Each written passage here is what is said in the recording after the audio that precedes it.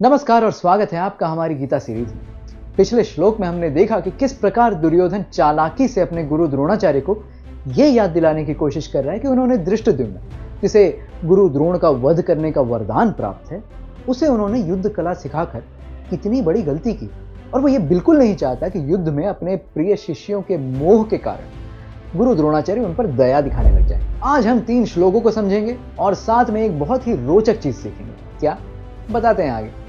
आज के श्लोकों में दुर्योधन अपने गुरु द्रोण से कह रहा है, अत्र शूरा महेश्वासा भीमार्जुन समायुधि युयुधानो विराटश्च द्रुपदश्च महारथ दृष्टकेतुश्चकीतान काशीराजश्च वीर्यवान पुरुजित कुंती भोजश्च शैबश्च नरपुंगव युद्धान्युश्च विक्रांत उत्तमौजश्च वीर्यवान सुभद्रौ द्रौपदेयाश्च सर्व एव महारथा।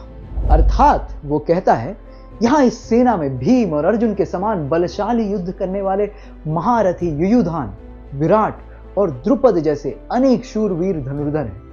यहां पर उनके साथ दृष्टकेतु, चकीतान, काशी के पराक्रमी राजा काशीराज पुरुजित, कुंती भोज और शैव्य जैसे सभी महान सेना नायक हैं। इनकी सेना में पराक्रमी युद्धमन्यु, शूरवीर उत्तमौज जो सुभद्रा के पुत्र भी हैं, और द्रौपदी के सभी पुत्र उपस्थित हैं, जो सभी निश्चय ही महाशक्तिशाली योद्धा हैं। दुर्योधन ने अहंकार के कारण पांडवों को अपने से हमेशा नीचा समझा और अब उसके सामने पांडवों द्वारा एकत्रित की गई महारथियों से भरी विशाल सेना व्यूह रचना करके खड़ी थी। इस सत्य से साक्षात्कार होने के बाद दुर्योधन में वो सभी भाव जागने लग जाते हैं जो एक बड़े कार्य से पहले किसी में नहीं जगने चाहिए, जैसे ईर्ष्या, भय। उस भय के कारण आई व्याकुलता ने दुर्योधन को मानसिक रूप से दुर्बल बना दिया, जबकि पांडवों की सेना कौरवों की सेना से तो छोटी ही थी ना। अब महारथी, ये शब्द तो आपने कई बार सुना होगा, मगर इसका अर्थ क्या है, चलिए समझते हैं। भारतीय संस्कृति में योद्धाओं की 5 श्रेणियां हैं। सबसे पहले आते हैं रथी। एक रथी 5000 सैनिकों से एक साथ युद्ध करने की क्षमता रखता है, अर्थात उसके पास इतने लोगों के विरुद्ध व्यूह रचने का सामर्थ्य है और उसके पास उनके विरुद्ध लड़ने के लिए उपयुक्त अस्त्र भी है। जैसे युधिष्ठिर, नकुल, सहदेव, सभी कौरव और शकुनी इसी श्रेणी में आते हैं। फिर आते हैं अतिरथी, जो एक साथ 12 रथियों या 60,000 सैनिकों से एक साथ युद्ध करने का सामर्थ्य रखते हैं, या ऐसा करने के लिए उनके पास उपयुक्त अस्त्र और युद्ध कौशल है। महाभारत में भीम, कृतवर्मन, शल्य, सात्विकी जैसे योद्धा इसी श्रेणी में आते हैं। फिर आते हैं महारथी, जिन्होंने अस्त्र शस्त्र की विद्या, युद्ध कला, व्यूह रचना आदि में ऐसी निपुणता हासिल कर ली है कि वो एक साथ 12 अतिरथियों से युद्ध कर सकते हैं या 7,20,000 योद्धाओं का सामना अकेले ही कर सकते हैं। ये मनुष्यों द्वारा प्राप्त कर सकने वाली सर्वोच्च श्रेणी है। कर्ण, अर्जुन, भीम, द्रोण, अश्वत्थामा, अभिमन्यु आदि योद्धा इसी सर्वोच्च श्रेणी के थे, इसीलिए ये महारथी कहलाते थे। अब आते हैं अति महारथी, जो 12 महारथियों या 86,40,000 योद्धाओं से लड़ सकते हैं। इतना ही नहीं, ये शत्रु के द्वारा रची हुई माया को भी भेद सकते हैं और किसी भी प्रकार के व्यूह रचने और भेदने में सक्षम है।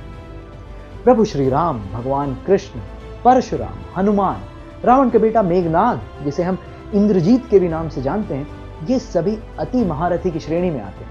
क्या इनसे भी ऊपर कोई श्रेणी है? और अगर है तो कौन है वो जो इस श्रेणी में आते हैं? ये है वो अजेय योद्धा जिन्हें युद्ध में कभी भी नहीं हराया जा सकता। उन्हें कहा जाता है महारथी और इनके पास युद्ध कला का संपूर्ण ज्ञान है, या यूं कहें यह ज्ञान इन्हीं से आया है। इस श्रेणी में स्वयं भगवान विष्णु, महादेव शिव, उनके पुत्र कार्तिकेय और गणेश, विष्णु के अवतार मोहिनी और शिव के पुत्र अय्यप्पन, और शक्ति अर्थात देवी, आप जिन्हें पराशक्ति भी कहते हैं, जो आपको दुर्गा के रूप में भी दिखती है और काली के रूप में भी, ये सभी इसी श्रेणी में आते हैं। अब योद्धाओं की श्रेणी को समझकर हम चलते हैं वापस कुरुक्षेत्र की युद्ध भूमि पर, जहां दुर्योधन शत्रु सेनाओं के योद्धाओं और महारथियों का वर्णन कर रहा है। शायद वह आगे आने वाली विनाश को देख रहा है और वह युद्ध के परिणाम को लेकर आश्वस्त नहीं, उसमें भय है और वो डर गया है। डर हमसे हमारे सोचने की क्षमता छीन लेता है। अगर आप कीड़े मकोड़ों से डरते हो तो वो आपको आपसे भी ज्यादा ताकतवर लगेंगे। डर चीज ही ऐसी है। लेकिन डर अपने आप में बुरा बिल्कुल भी नहीं है, बल्कि डर अगर ना हो तो आप ज्यादा दिन जीवित भी नहीं रह पाएंगे, क्योंकि आप ऐसा कुछ करके अपनी जान गंवा बैठेंगे जो आपको नहीं करना चाहिए था। डर हमें जीवन में सावधान और सतर्क रहना सिखाता है, जिससे हम सही रणनीतियां बना पाते हैं। दिक्कत तो तब होती है जब वही डर आप पर काबू पा ले या आप पर ही हावी हो जाए और आप सही वक्त पर सही निर्णय न ले पाए। शायद आपकी परेशानियां इतनी भी बड़ी ना हो जितना आपको लगता है। शायद आप वो सब करने की क्षमता रखते हो जो आप करना चाहते हैं, लेकिन अगर आपने भय को अपने ऊपर हावी होने दिया तो न ही आप अपनी परेशानियों से मुक्त हो पाएंगे और न ही वो हासिल कर पाएंगे जो आप हासिल करना चाहते हैं। बस आवश्यकता है भय और साहस के संतुलन को बनाए रखने की। आज के लिए इतना ही। हम आपके समक्ष फिर उपस्थित होंगे अगले श्लोक के साथ, और हमें सब्सक्राइब कर इस यात्रा का भाग बनिए। तब तक के लिए धन्यवाद और जय हिंद।